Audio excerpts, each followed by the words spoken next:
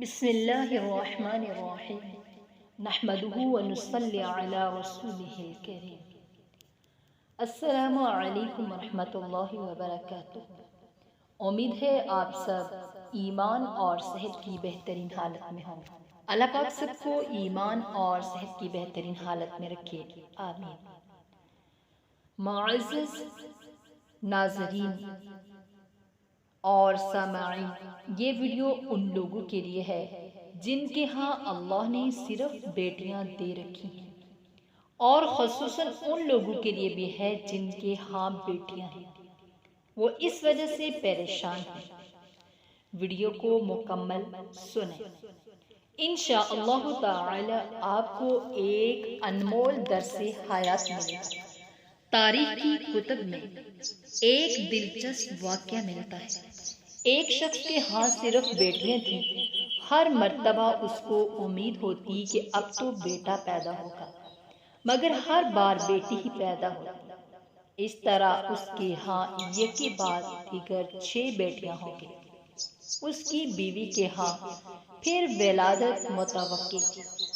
وہ ڈر رہا تھا کہ کہیں پھر لڑکی پیدا نہ ہو جائے۔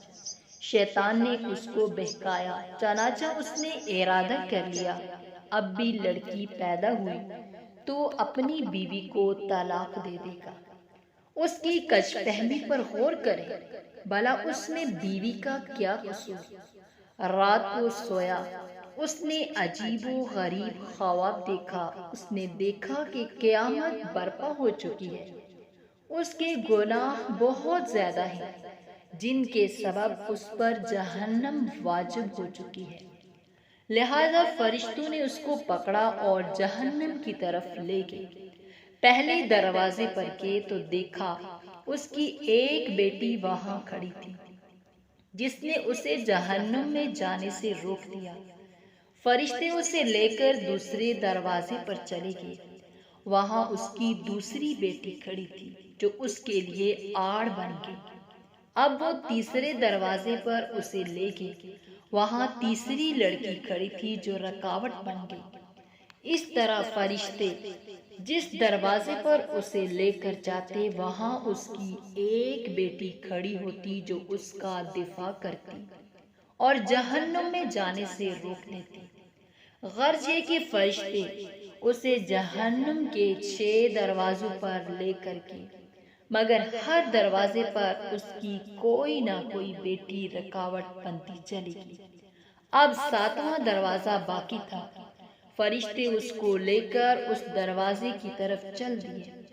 اس پر گھبراہٹ طاری ہوئی کہ اس دروازے پر میرے لیے رکاوٹ کون بنے گا۔ اسے معلوم ہو گیا کہ جو نیت اس نے کی تھی غلط تھی۔ وہ شیطان کے بہکاوے میں آ گیا تھا۔ انتہائی پریشان اور خوف اور دہشت کے عالم میں اس کی آنکھ کھل چکی تھی، اور اس نے اللہ رب العزت کے حضور اپنے ہاتھوں کو بلند کیا اور دعا کی، اللہم ارزقنا السابعہ، اے اللہ مجھے 7ویں بیٹی عطا فرما۔ اس لیے جن لوگوں کا قضاء و قدر پر ایمان ہے، انہیں لڑکیوں کی پیدائش پر رنجیدہ خاطر ہونے کے بجائے خوش ہونا چاہیے۔ ایمان کی کمزوری کے سبب جن بدعقیدہ لوگوں کا یہ تصور بن چکا ہے کہ لڑکیوں کی پیدائش کا سبب ان کی بیویاں ہیں، یہ سراسر غلط ہے۔ اس میں بیویوں کا یا خود ان کا کوئی عمل دخل نہیں، بلکہ میاں بیوی تو صرف ایک ذریعہ ہے۔ پیدا کرنے والی ہستی تو صرف اللہ وحدہ لا شریک لہ ہے۔ وہی جس کو چاہتا ہے لڑکا دیتا ہے، جس کو چاہتا ہے لڑکی دیتا ہے، جس کو چاہتا ہے لڑکی اور لڑکیاں ملا کر دیتا ہے، اور جس کو چاہتا ہے بانجھ بنا دیتا ہے۔ ایسی صورت میں ہر مسلمان پر واجب ہے کہ اللہ کی قضاء و قدر پر راضی ہو۔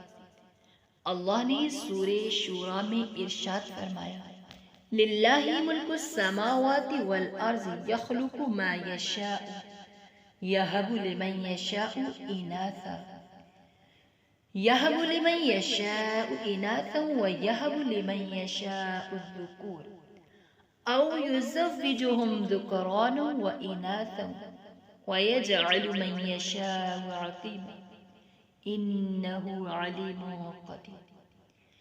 آسمانوں اور زمین کی سلطنت اللہ تعالی ہی کے لیے ہے، جو وہ چاہتا ہے پیدا کرتا ہے۔ وہ جس کو چاہتا ہے بیٹیاں دیتا ہے اور جسے چاہتا ہے بیٹے دیتا ہے، یا پھر لڑکی اور لڑکیاں ملا جلا کر دیتا ہے، اور جسے چاہتا ہے بانجھ کر دیتا ہے۔ وہ بڑے علم والا اور کامل قدرت والا ہے۔ اللہ رب العزت سے دعا کرتی ہوں کہ اللہ تعالی ہم سب کو اسلامی واقعات کو غور سے سننے اور ان کو سن کر سمجھنے کی اور اس پر عمل کرنے کی اور دوسروں تک پہنچانے کی توفیق عطا فرمائے، اور اللہ کے ہر فیصلے پر صبر اور شکر کرنے کی توفیق عطا فرمائے۔ آمین ثم آمین۔ ربنا تقبل منا إنك أنت السميع العليم آمين۔